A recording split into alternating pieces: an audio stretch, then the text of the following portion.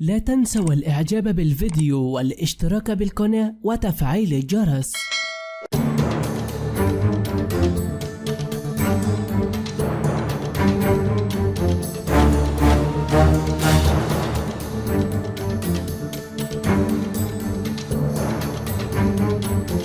السلام عليكم ورحمة الله تعالى وبركاته.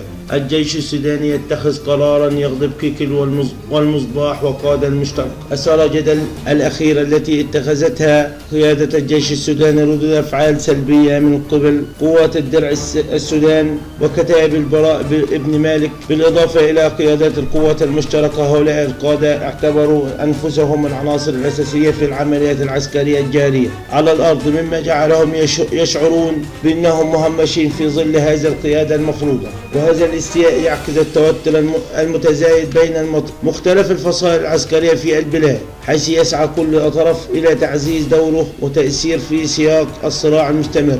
وفي خطوة مثيرة للجدل، فرضت قيادة الجيش قيود صارمة على إصدار البيانات الصحفية، حيث تم منع قادة الدرع السلام اللواء أبو عقلة كيكل وقادة كتائب البراء اللواء المصباح طليحة، بالإضافة إلى قادة القوات المشتركة من إدلاء بأي تصريحات وبيانات بشكل منفرد.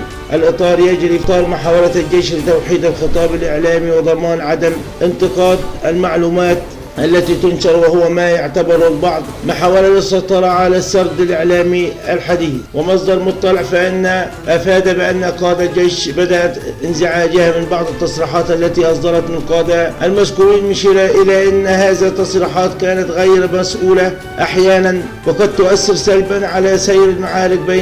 بناء على ذلك تم إصدار توجيهات صارمة تمنع أي تصريحات لوسائل الإعلام دون الحصول على موافقة للناطق الرسمي للقوات المسلحة.